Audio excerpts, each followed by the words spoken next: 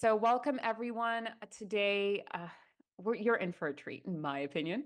We're going to be talking how to master prioritization and product planning. It's the part three of our strategic product planning webinar series. And today I'll be chatting with Ryan Cantwell. For those of you who don't know us, my name is Rina Alexin. I'm the CEO of Productside here in remarkably sunny Miami, Florida, given the hurricane coming around us. But so far, so good here in Miami. And Ryan, how about you? I am in Pittsburgh, Pennsylvania, and it is sunny in Pittsburgh, but cool. Maybe like 60s and sunny, like 15 C for those of you who speak Celsius. Oh man, we have someone from Central Florida. I hope you stay safe and dry, Oh no, truly. yes, yes. Well, today Ryan and I are going to be discussing, as I said, prioritization. And for those of you who are not familiar with Productside or maybe know us by our former name, 280 Group, we are an outcome-driven product partner, and that means we are in the service of product managers and leaders on their journey to doing great product management. Why people choose to work with us is that we really believe in having an outcome-driven solution tailored to your context and led by experts such as Ryan Cantwell. Thank you. And you all will see exactly what I mean from this webinar. Okay, so first, we're going to go over some housekeeping items. I want to encourage everybody, you will get so much more out of this webinar if you ask questions. Make this about you. Make this webinar as much as possible about you. Ask your toughest questions to Ryan. That's what he's here. Every now and then, I might chime in as well. For now, I will answer the most common question, and that is, how can I watch this later?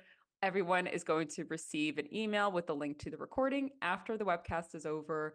And of course, it will also be available on our website. So you can come by and check out our resources under webinars. You'll see the recording there as well. And yes, I see there are AI assistants. Feel free to record as well. For those of you who are interested in staying connected with us and with your peers, consider joining our LinkedIn group. We have, I want to say, close to 60,000 members. And there are daily posts from different product managers and leaders all over the world sharing best practices, tips, ask questions, discuss all of your challenges, and of course, network with your peers. There's going to be, I think, a link already in the chat. Mhm. All right, Ryan, kicking it over to you. All right, fantastic. So let's take a quick look. We can't start without looking back a little bit, Reina, because as you mentioned, this is part three of a three-part series that we have been going through. So just to give everybody a quick refresher, in part one, we learned how to implement a product planning framework, focus on outcomes, and get used to developing strategy to achieve business goals. And that was with my friend and colleague Tom Evans and yourself. And in part two, I had the pleasure of partnering with Kenny, another one of my friends and colleagues here at Productside, to learn how to visualize our strategy on an outcome-based roadmap and then organize our outputs around a release plan to achieve results and break away from dates. So today, in part three, it's all about execution. We are going to learn how to turn our strategies into actions and focus on the most important things first. That's what today is all about. Hey, Ryan, can you bring your mic a little closer to you? People are having a little bit of trouble hearing you. Yes, I am sorry. Is that better? I hear you fine. Okay. Let us know, chat, if that's better. All right. Okay, Yes, I see the comments there. So I will try to stay close. I turned my gain up just slightly, so hopefully I'm not hitting spikes or getting buzzy in anyone's ears. perfect. All right, very good. So this is here we are, and here we go with our agenda today. We've got a few things to do. So we're going to go through and focus on, we're going to define prioritization. What does it mean to us as we sort of contextualize ourselves to this topic? We're going to look at the art as well as the science of prioritization. Kind of what does it mean in both of these aspects, and what challenges do we face when using either the art or the science, before we get into some key takeaways and give everyone the opportunity to ask questions. But as Rina said, you don't have to wait till the end. Feel free to ask questions throughout. In fact, we encourage it. Please do let us know what you Uh, think as we go along. I'll even, if we have a relevant question, we'll take it live. We'll just Right. stop the presentation, take it live. Absolutely. We're all friends here. Doesn't have to be formal. So so let's go. Let's talk about prioritization. Let's prioritize this. So let's talk about what is prioritization. And in my book, prioritization is it's all about making trade-offs. Product managers are constantly deciding between competing demands. It's how our job rolls, whether it's features, technical debt, customer needs. So the goal for us is to focus on what matters most, and that is prioritization. Prioritization also gives us a guiding tool that aligns our teams that we're working with around business objectives, achieving goals, and helping keep everyone focused on the initiatives that deliver the most value. Prioritization also to me is a very dynamic process. It's not a set it and forget it style of thing that we do. It requires very regular adjustment as the world adjusts around us. Everything's always moving. Our customer, our market, our competition, conditions are changing. And we need to be adaptable with our prioritization to ensure we're accounting for those changes around us. But I always also like to say what something is by saying what it isn't. So in my book, prioritization is not a one-time task that we can just simply check off. Prioritization is ongoing and it needs our attention to stay relevant towards that changing landscape that we've already mentioned. It's also not a substitute to thoughtful decision making. It's not an AI that we plug in things and say, this is what it says, we should do that. While frameworks are helpful, they shouldn't replace your judgment. So be on the lookout for those sort of things. And as we look at doing or defining prioritization, our brain is still the most powerful tool in the equation. And when I look at prioritization, I say effective prioritization combines the art and the science. The art is in using that intuition and our experiences and our learning to navigate competing interests. And the science is all about applying that evidence we collect and using the tools and techniques that are out there. And we're going to talk about a few of them, like Moscow or WSJIF or Rice or whatever they might be, or weighted scoring matrices to bring in objectivity. For instance, data does help us evaluate impact, but intuition lets us weigh less tangible factors that might not exactly be captured in the technique, such as opportunity costs or future impact of scale or technical debt accumulation, like these things that just might not be baked in. So mastering both perspectives ensures we're not just scoring tasks, but making decisions that resonate and drive real value for both our customer and our business. Yeah, Ryan, I want to add to this in that in the real world, when we're prioritizing elements, it's not necessarily going to be the case that an equation spits out everything that's high priority is what we work on, because there could be a limit to how many high priority items your team can tackle at a time, depending on how large and hairy those high priority items. So occasionally, you may have to balance maybe lower priority, easier things to do so that you can utilize the team. Absolutely. Great ad, Rena. All right, so let's dig in. Now we're all going to be prioritization Picassos by the end of this. We're going to talk about the art of prioritization.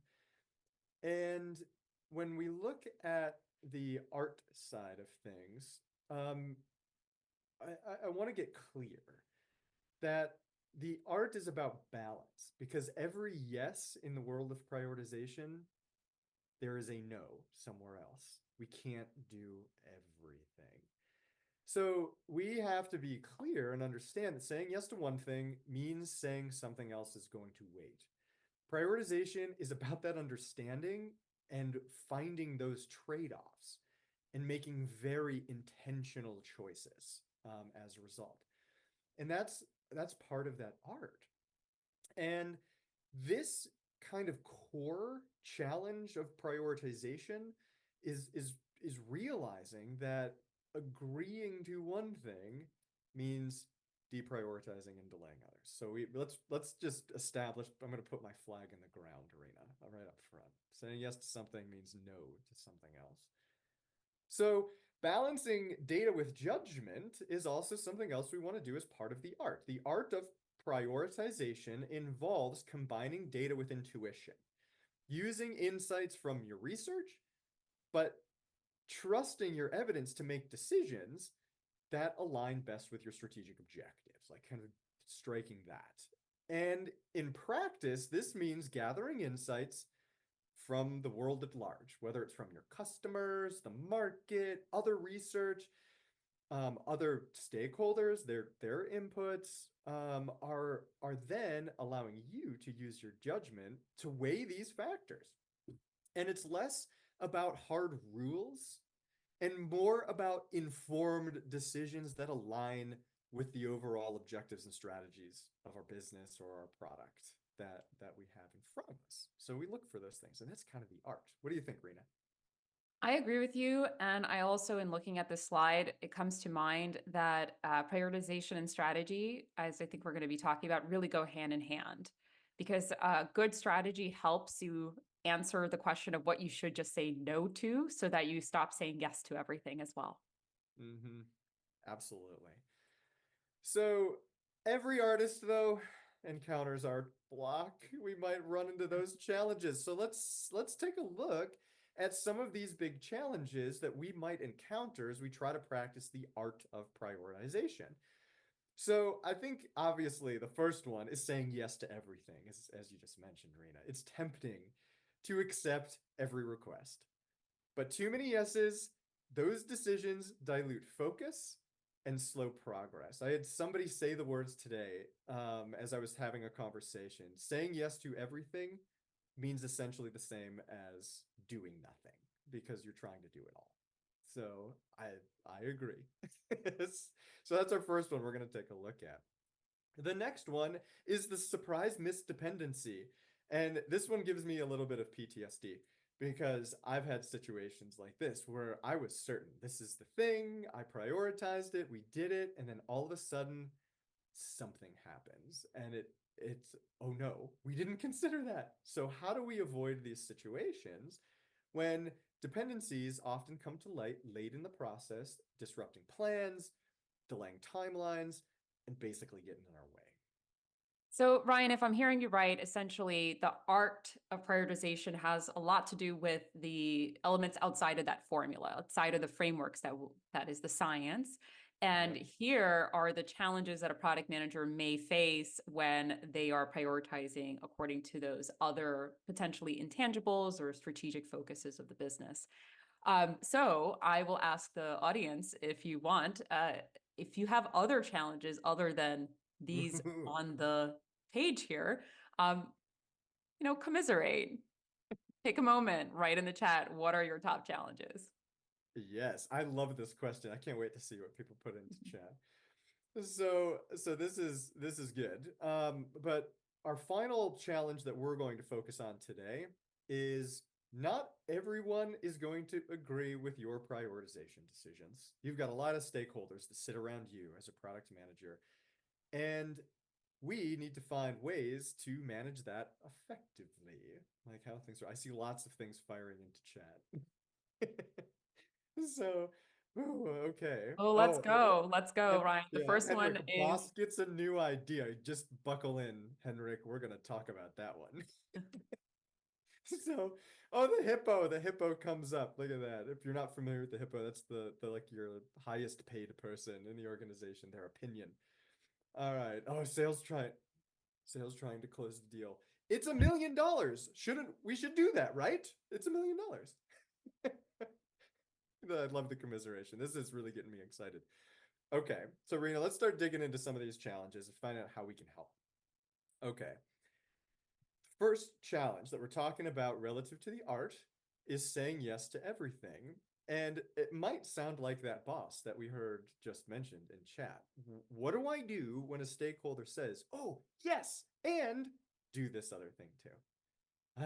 Okay, so now we're doing everything. And as we look at this challenge, because it happens in a number of ways. This is just one kind of you. In fact, just read chat and you'll see how this can happen from a lot of our different perspectives. But the first thing I'd like to impart upon you is what I'd like you to recognize is understand the requester's perspective before prioritizing. Determine at which level you are trying to make decisions. You got to align. What level are we talking about here? Are we focusing on high level initiatives? Are we talking about specific projects, perhaps, or individual features? And deciding whether you are prioritizing outcomes, big picture results, or outputs, specific tasks, is really important. So, this clarity will guide the decisions that you're making and help you and the requester get on the same page to prevent overcommitments. And that's what we're looking to do here. This is prevent overcommitment. So the next one I want to talk about is, of course, outcomes first. We we can point you back to part 1 of our webinar series where we focused on identifying outcomes and using them to shape our strategy. Our strategy exists for a reason. We need to make sure our efforts are aligned with that strategy that we've set forth from the beginning. So outcomes should drive priorities. If an activity doesn't align with a key outcome, it might not deserve a yes at this stage of the game. So this mindset will help you and your team stay focused on what really matters. And you can refer back to part 1 of our series. Give that webinar a watch so you can really get sharp on your strategies and your outcomes. And finally, I want to talk here a little bit about saying no. When requests pile up, I'm going to give you this suggestion. Instead of yes and, counter with this or to emphasize the trade-off. It's an either or. It's not a yes and. So instead of adding more, frame choices as alternatives. For example, if we prioritize feature A, feature B might have to wait. And this approach makes the impact of each decision much clearer to those around us and helps maintain focus on the most important initiatives that we're looking to prioritize. What do you think, Rina? Yeah, so I want to share a couple stories here because I saw a lot of people posting about, the hippo or an unreasonable CEO. Hey, unreasonable CEOs exist. So a couple of things I think that could help. I agree with you, Ryan, completely that you have to get the level of prioritization first right. What outcomes are we trying to drive? And then painting the picture for that stakeholder around, is the request going to help us achieve these business objectives, right? Because that's what they want to achieve as well. Uh, I had a situation where I was given from our very own product team great ideas. And I found myself saying yes to about all of them because I wasn't being asked in a way that made me aware of what trade-offs are we making. And when we started asking the trade-off question, then I realized we can't say yes to all of these. Even as good ideas as they are, we have to prioritize.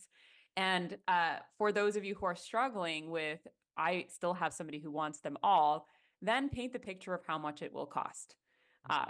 Tell them, okay, if you want it all, we need to triple our engineering headcount. Make that, because that is also a trade-off. There's a trade-off of doing it all and the cost is associated. So make it visible, make it real, and hopefully you'll have a better discussion there. Yeah, absolutely. And it also helped me in real terms when I was a working product manager having these conversations. It's difficult, especially for leaders and especially at the CEO level. They're seeing the big picture, but they don't often see a lot of the nuance or things that are influencing perhaps the decisions. Well, it's easy for us to take it for granted because we're in the middle of it all the time.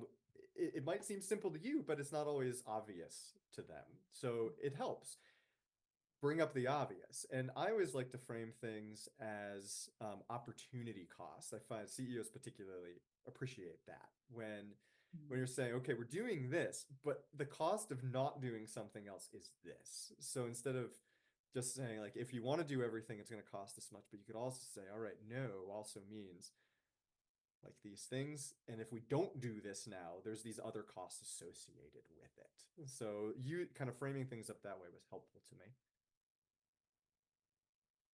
All right, so let's take a look at challenge number two. So we've got challenge number two here is the surprise misdependency.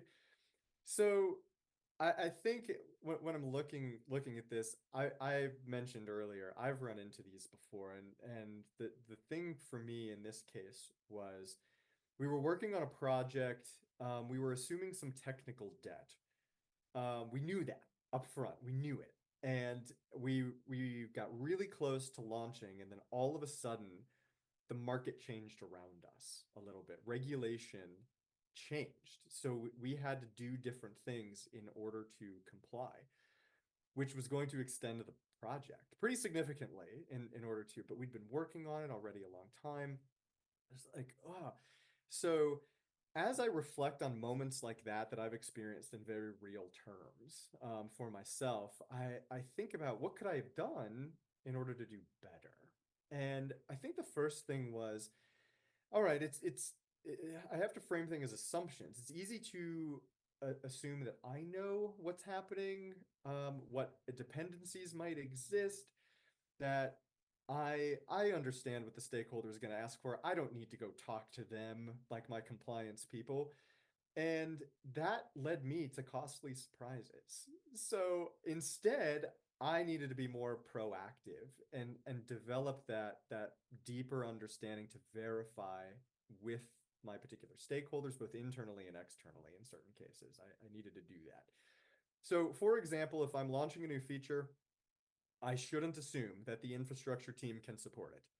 I should reach out early and confirm that they have the resources and capacity to do the things that I'm expecting them to do. Seems pretty obvious, right? So after that, I think I could have done a little bit better at collecting evidence. So gathering as much information as possible before finalizing my plans would have been important to me. So I'm going to be talking to team leads and reviewing technical documentation and looking at historical data on similar projects, perhaps.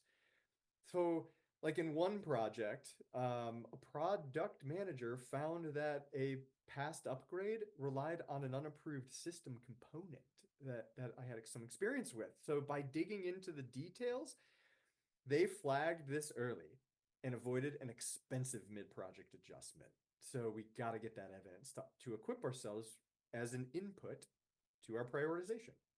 And then we need to see the big picture. As product people, we're always like, zoom out, zoom in, zoom out, zoom in all the time. It's like happening all the time. So we use tools like dependency maps or visual road maps to highlight overlaps and connections between different projects. So regular cross-functional meetings, particularly with people that have this visibility, like program managers or people like that, can also help us maintain that holistic view. It can be important.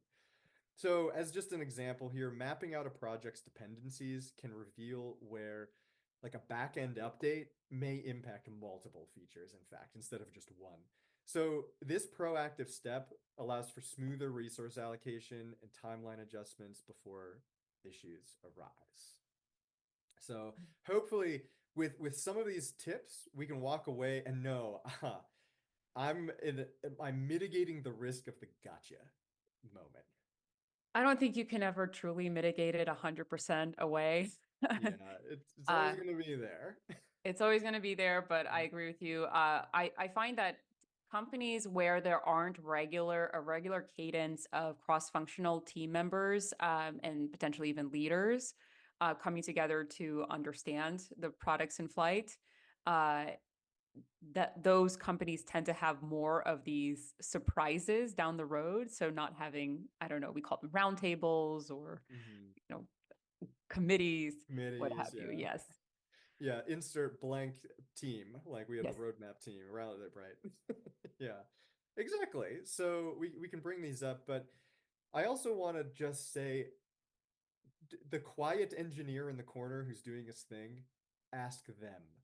Like they often can be a treasure trove of information, or that scrum master that you've worked with every now and again. But like, ask them what's your experience has been like. Where have you had a gotcha?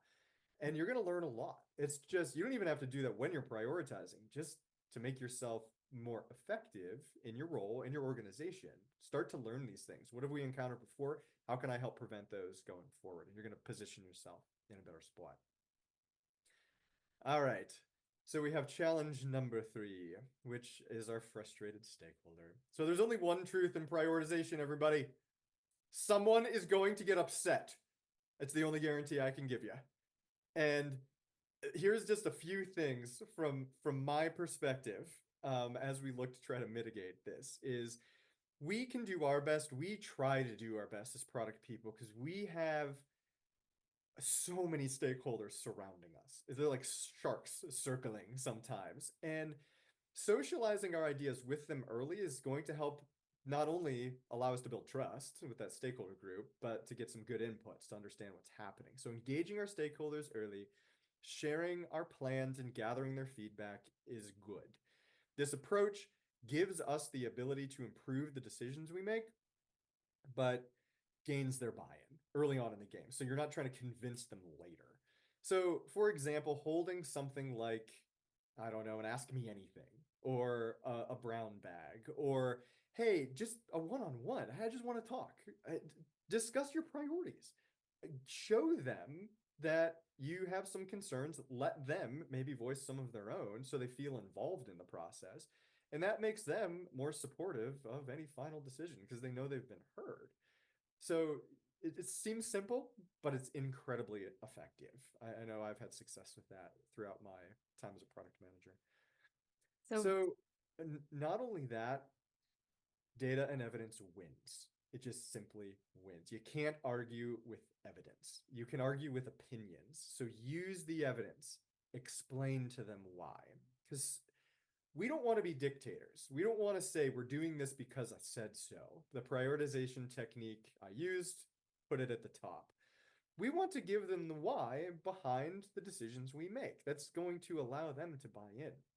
Because when presenting these decisions, we got to back them up with the evidence that we have to illustrate your rationale.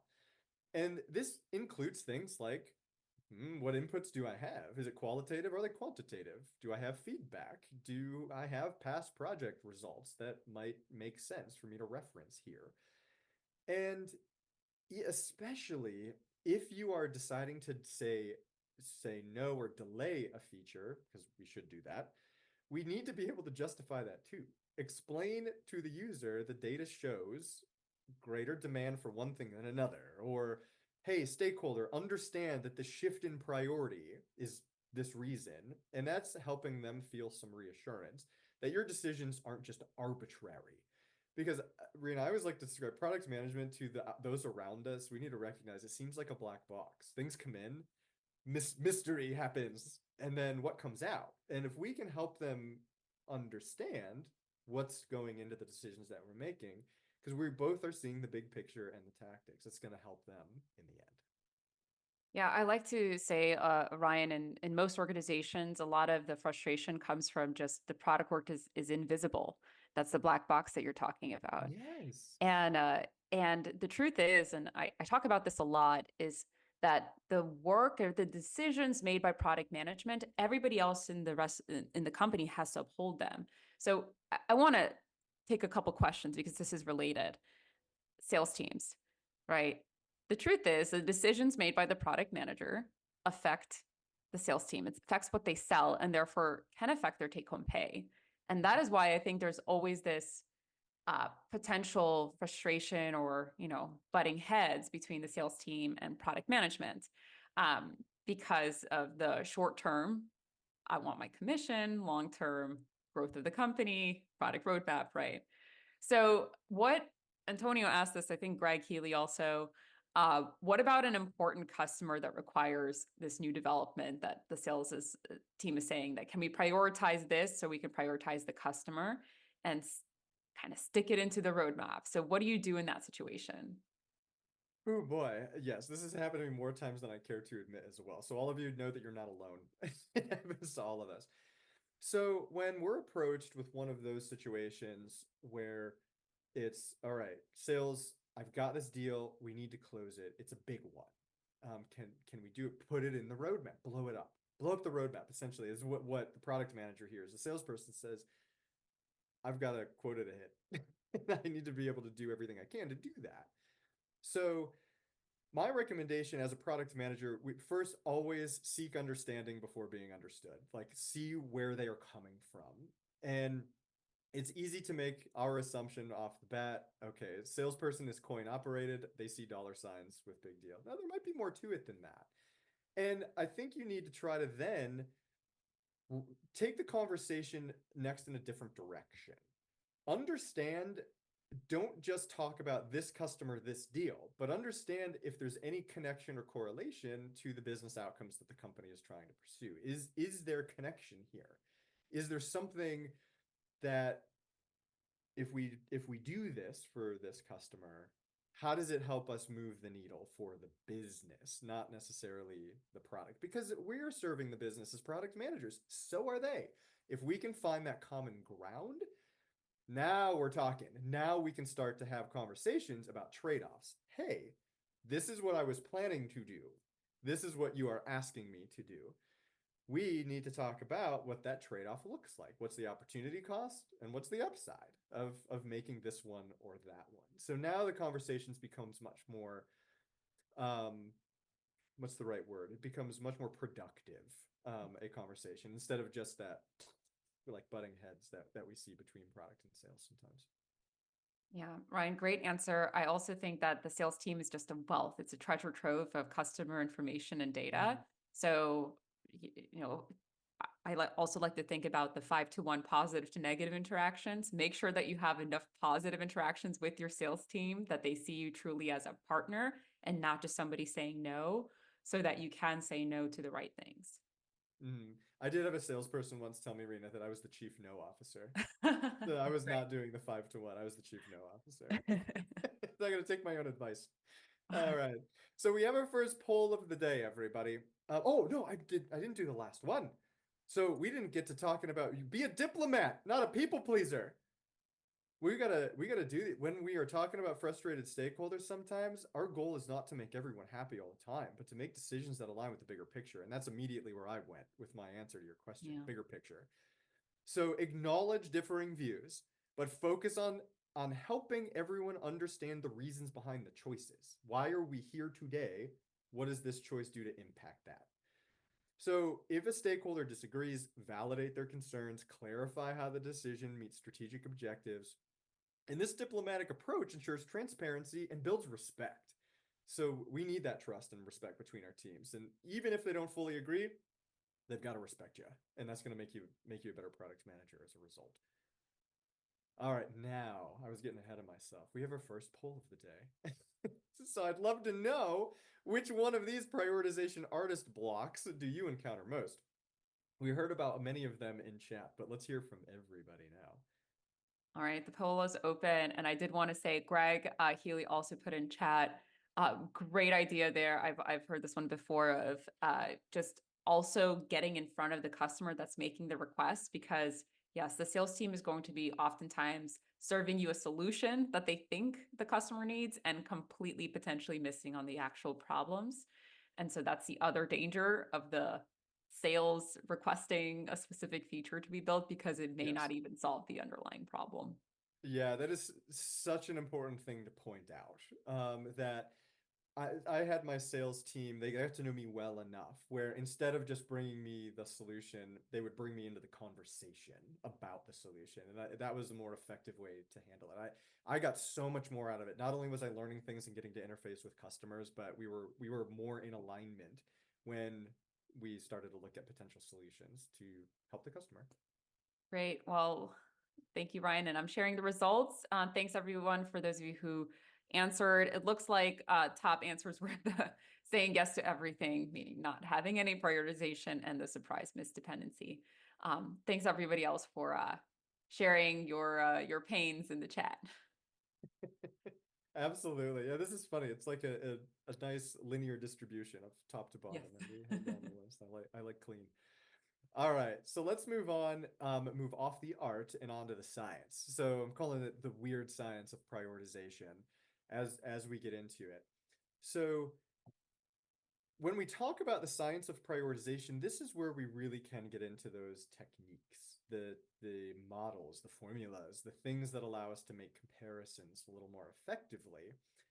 And these techniques contribute to that science of prioritization, things like you see on the slide, Rice or Moscow or WizGIF or any one of them. What they do is help us bring some objectivity and data into what can sometimes feel like a subjective process. They're helping us there. And these techniques are the science behind prioritization, giving us a framework to quantify and compare different options. So we're not solely relying on intuition, because it's not all about intuition, remember, it's about both. So the purpose of these techniques, and they serve a pretty big purpose, is that whether we're balancing effort versus impact, or focusing on customer satisfaction like the Kano model, or aligning strategic objectives like value versus cost, they guide us in organizing and assessing tasks to ensure we are making informed strategic choices. And that is how we drive real value for our business as a result. So, like, maybe some of you are looking through this, oh no, what if I'm not using one of these techniques today? Don't worry. If you're not currently using a formal prioritization technique, it's okay.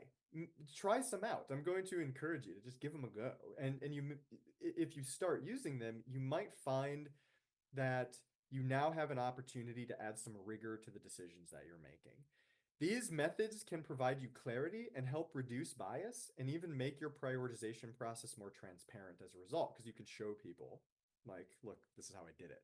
So don't worry, if you're new to these techniques, it's easy to learn and they can be even tailored to fit your team's needs. So just remember, I want to give a shameless plug. If you want to come learn more about techniques, come see us at Productside. We are happy to teach a lot of these in our courses, and we'd love to share with you some of our thoughts around some of them. So, and also you see the question at the top of the slide. Well, what about the technique of doing everything the leader says? I think that was one of the first things we saw hit chat when we opened things up, Rina. What if that's my technique? And if our prioritization approach is just following orders, you're likely missing the bigger picture. While leadership's input is crucial, effective prioritization involves thoughtful analysis and sometimes pushing back. So, product manager, whether you feel like it or not, you're a business leader. We need to raise our hand and push back sometimes. True prioritization means evaluating how each request aligns with our goals. Relying just on leadership to tell us what to do can often lead to overcommitment and burnout in the teams that are working on it. So instead, apply these techniques to provide well-reasoned recommendations to keep the team focused on truly what matters most, is that advice. Yeah, Ryan, I will tell you that I'm sure a lot of product managers have the challenge of, even when they are doing everything, in the end, there is a leader that potentially just says, just do what I want you to do. And those are not great situations. Sometimes there aren't easy fixes in that case, but I will say that, yeah, you're right. There's probably a lot that the company is missing as a result. Ryan, one of the common, I think, challenges that I want to talk about, and maybe we do that in Q&A, but just start thinking about it, is the length of time it takes to scope the development cost of features. So for some of these, that's the weighted shortest jobs first, et cetera. Like it could take more time for people to scope the cost when even having the trade-off discussion with their leaders. So how do you tackle that? So there are a few approaches. I noticed, Chris, thank you for kind of jumping on an answer to that with t-shirt sizing. I think simplifying the scope is easy because it's easy to get into the details. I have known some engineers that want to tell me all the possible things that could go wrong, how hard it is going to be to do, and how long it's going to take to do it. Where I talk to others, and it's the simplest thing in the world. So it's like, oh, okay, which one should I trust? So trying to maybe find a little more objective measure, I think, of those costs, like, and t-shirt sizing can help us do that. Just at maybe early stages, we don't need to go into the weeds, but we do need to understand how much cost or risk is associated with something like this. And a t-shirt size, small, medium, large, extra large, whatever it might be, can help us get a frame for, now I can more effectively compare features to one another. As we do that sort of thing. So techniques like that are helpful to me. The other thing I do want to mention is I glossed, I didn't gloss over it, but I mentioned it very quickly at the top. When we were talking about the art, your research is critical and your research should happen continuously. So you may be feeling like this is very heavy because every time I need to go do a lot of research. So I would encourage everybody, spread your research out. Always be learning from customers, the market, your stakeholders. We need to be very curious people, product managers, and that's going to help you be a little quicker to respond to prioritization requests when they do come our way. All right, so let's start digging into the prioritization pitfalls. So as we look at our science of prioritization, we got to choose the right technique. Like, what's the right path for us? There's a lot of techniques out there, and it can be challenging to know which one to use. Different methods bring different strengths, and selecting the right approach for your context is essential. So becoming familiar with them can be helpful. So comparing things sometimes can feel like comparing apples to oysters. Not all projects are alike, and we've probably all felt that. Sometimes we're comparing tasks that seem very unrelated, like feature development versus infrastructure improvements, for example. And these dissimilar priorities can make it really hard for you to determine what should come first, leading to confusion and sometimes analysis paralysis, the dreaded analysis paralysis. And then also we have like a priority list that's as long as my arm, and that's no good for anybody. So too many priorities can be bad. Saying yes to everything kind of contributes to this. This is like a symptom of it. So often there's pressure to tackle everything at once and make it all visible. Like, what are all the things we want to do? And this is where competing demands from stakeholders and teams can become important. We need to understand those. So juggling too many priorities at once can quickly lead to a lack of focus, which dilutes efforts and prevents meaningful progress towards our objectives. So our first challenge here that we got to talk about is choosing the right technique. As we just saw, there are a lot of them out there. And there has to be a winner, right? I don't think so. No, there's never a winner. Right, we're locking horns. This one, this is mine.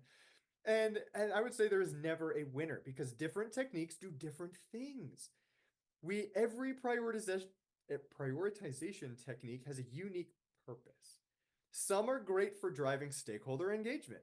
Others focus on reducing bias or aligning to business strategy. So select the technique to help you do the thing you need it to do. Understand what matters most in your current context and do that. So it certainly does help to pick the right technique to understand what you're prioritizing. Knowing exactly what you're prioritizing, whether it's business outcomes or features or technical improvements, will help you choose the right approach. For example, if you're aiming for high-level strategic alignment, a value versus cost or weighted scoring approach might be appropriate. But if it's more stakeholder alignment, by a feature can be effective at facilitating conversations. So we're looking at these things and we're trying to decide which one is best for us. So use multiples. I'm going to tell you that. There's Ryan's pro tip. You don't just need one, use them all. Like, you have a toolbox now, and let's deploy that toolbox given the context of the situation that we find ourselves in. So challenge number 2 is an interesting one, and this one's tricky because here we're balancing customer needs more often than not, product outcomes for those of you who have been sticking with us throughout our series, with the needs of the business outcomes. And for more on how to set these priorities and visualize them on things like a roadmap, which can, by the way, aid your prioritization process, see part 2 of our webinar series. So that was in part 2 where we talked about these things. And as we do it, consider things like customer impact. Even though we are not delivering value to customers directly in some cases, sometimes the customer may experience negative consequences if we don't address the needs of the business. So there are indirect consequences that we can look at. Addressing things like technical debt or launching a new feature could directly enhance customer satisfaction, certainly, whereas a platform initiative might have a more indirect but long-term impact on user experience. So you can kind of see how those things compare. So as we look, we can consider value creation and even risk mitigation as factors between dissimilar things. So assess whether a project creates new value or mitigates risks. And new product development and feature releases typically aim at value creation, while technical debt and platform initiatives often mitigate risks. Weighing these things can help you balance innovation with stability or scale. So you're looking at those trade-offs as they happen. So certainly time sensitivity is a factor, just regardless of the type of thing we're prioritizing. Like sense of urgency can be important, and analyzing that urgency, looking at market timing for each option, perhaps, or is there a pressing need due to some market force that may be influencing or kind of putting pressure on us? For example, addressing technical debt might not be urgent, but if it prevents you from releasing critical new features, it could become a higher priority later on. So sometimes addressing internal needs may prevent accumulating issues that could stifle innovation later or new value creation later. So we can consider these factors as we compare dissimilar things. And finally, we've got our too many priorities. We feel like this young man staring at the ice cream case. I want it all. Give me all the ice cream, please. And I suggest focus on your top 3 priorities. Leave it to 3. I will never forget, Rina. I was in a meeting with an engineer and we were debating whether or not we should work on priority number 37 or 36. And it, like, I had to stop. I said, what on earth are we talking? Why are we doing this? This is a waste of time. Why aren't we focused on the top things? This is ridiculous. So to effectively manage priorities, we must keep focused on the top 3. Trying to address everything at once spreads resources too thin, dilutes impact. Don't do it. So by concentrating on those items, you're just ensuring the most critical task receives the attention they need, and you're driving meaningful, like the needle, towards those objectives you want to hit. So we want to make sure that anything below that top 3, no, it stays behind until we're done. So once they're complete, anything below that top 3 is temporarily set aside, and that helps us maintain the necessary clarity. But definitely prioritize often. We need to make sure our top 3 are still the important top 3, because remember, the world changes around us. And sometimes we need to reassess. Sometimes priorities can stick around a little while, especially if we're prioritizing at a higher level, those business outcomes. So let's continue to reassess, look at the landscape, see if we need to readjust. So definitely, I'm going to point back, the science should fall back on the art. And this is why they go together so well. Because when you're deciding what those 3 things are, trust your judgment and experience. Data can guide you, but it's your intuition that will help distinguish the priorities that have the greatest strategic impact. Remember, the art is about knowing what to leave out just as much as knowing what to include. And that is now the magic, like the magic dust we sprinkle on top of prioritization. All right. Ryan, Yes. just want to add here, and first, no kidding, Tom Evans, chocolate chip cookie dough, of course. Of course he likes that ice cream. But I did want to bring up a point here for the teams that are potentially struggling with pressure on delivery. So why are we not delivering things and getting things out the door? Look to this challenge, because if you have too many priorities, that means you also have too much work in progress. And the more work in progress you have, the longer each element takes, because of the context switching, the lack of focus really does increase time. And so for you to get things out the door, this is where you have to start.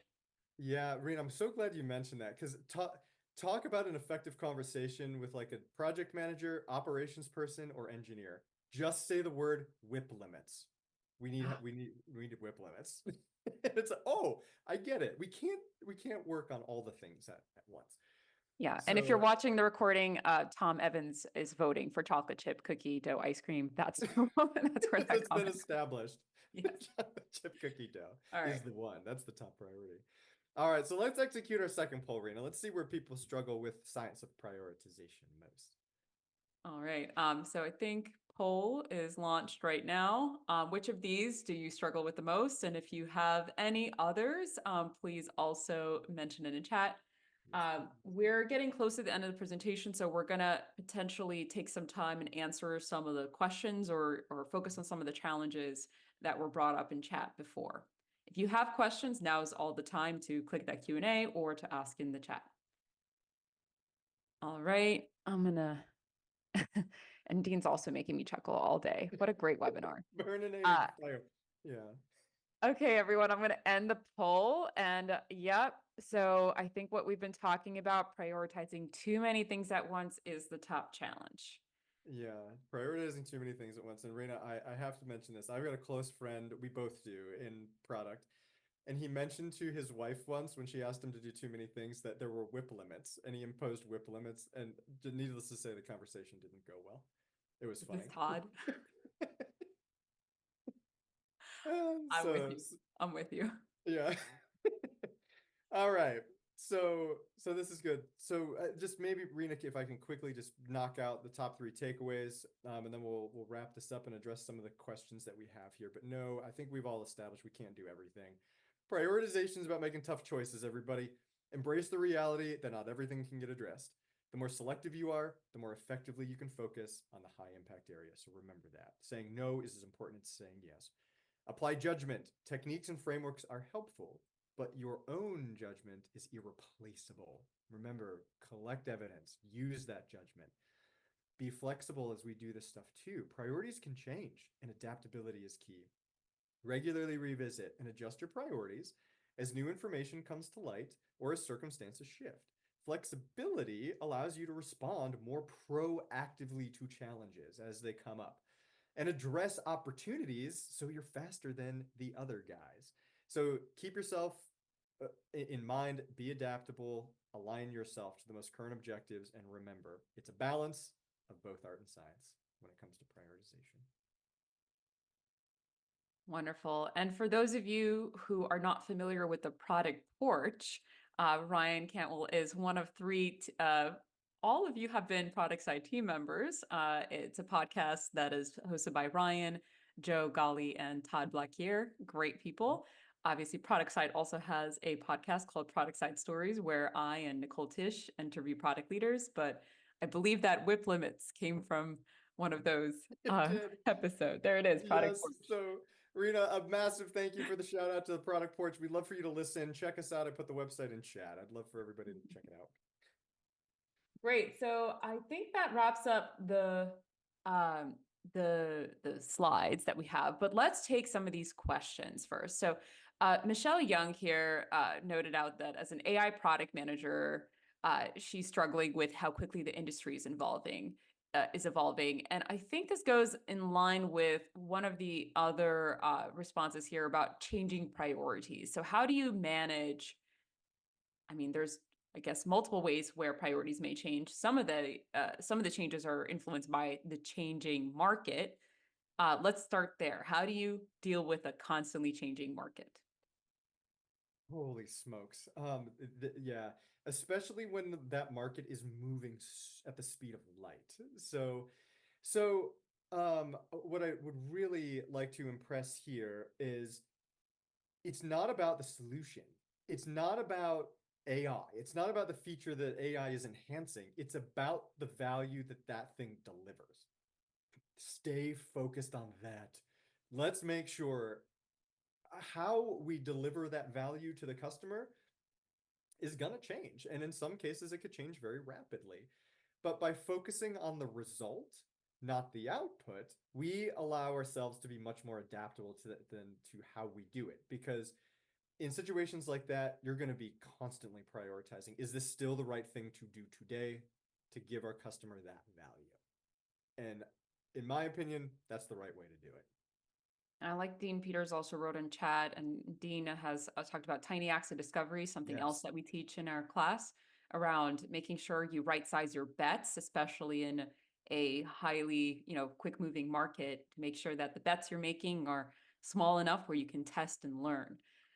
Great. So we had another, I think we could take one more. Mhm. We had another question or challenge rather in chat around you have priorities. Now you have trouble securing resources to actually execute on the priorities. What do you do there? Oh, holy smokes. Okay. So I think this is where we needed to do some stakeholder management up front. So there was some, unfortunately, some work left out as we were preparing our own priorities. We need to make sure we are even capped. So resources are finite, whether it's time, whether it's people, whether it's money. We need to know what's with it's our whip limit. So how many things can we do? And if some of those things we identify are, I'm going to use Steele Dean's word, he said big bets. If they're like really big, massive projects, and that's all the company is going to do for a significant period of time, maybe we want to balance that. Like we need to look for those areas and start to understand or even look at things like, gosh, I remember having conversations with my vice president of engineering where we were saying, all right, do you have headcount plan for later in the year? Do you have budget for it? Because we have some projects coming that might need that capacity. So having those proactive conversations is going to best prepare you so you don't find yourself in a position of trying to do everything with not enough money, time, or people to do it. All right, Ryan, thank you so much. So for everyone who's still with us, stick with us for just a few more minutes. At the end, I'm going to also reveal, if you guys liked Dean Peters' comments here, the special webinar upcoming with Dean. So can you go to the next slide, Ryan? I sure can. All right, so for all of you who have taken our survey already, thank you. For those of you who are interested, you don't have to be AIPMM certified. You could just be a product manager. We're interested in finding out your career outcomes, and we're also going to be testing AIPMM certified career outcomes against everybody else's career outcomes. So everyone is welcome to contribute to our survey and have a chance to win one of four $50 gift cards. Uh, you also heard Ryan mention prioritization. We talked about tiny exit discovery. If you want to learn more, it's all in our optimal product management course. We have a self-study, and we also have a fantastic series that are live online and in person. I think Ryan's going to be going to Milwaukee. I am. If you use the code today, ProdPlan250, you can get $250 off all of our courses. So go on our website and check us out there. For the other webinars, you heard Ryan also mention these are fantastic to bookmark and watch again, especially when you are going through your product planning series sessions at your company. So how to drive business outcomes through product planning, and then outcome-based roadmaps webinar. Then review the prioritization webinar, again, to remind yourself of how do you best prioritize so you get an amazing roadmap and a release plan. Finally, as promised, join us on Wednesday, October 30th for a discussion on product nightmares led by Dean Peters and Roger Snyder. This one's going to be fun. We need some fun. And so it's going to be very Themed. much Halloween themed product nightmares. If you have some product nightmares you'd like to share with us, please email us as well at Productside. Just come on our website and share your product nightmares. But we'll be going over some fun ones. For the rest of you, thank you so much for joining us today. And a huge thank you, Ryan. It's such a pleasure to Oh, do it's these so with much you. fun. Yeah. All right, everyone. Take care and have fun prioritizing. Yep. Thanks, everybody.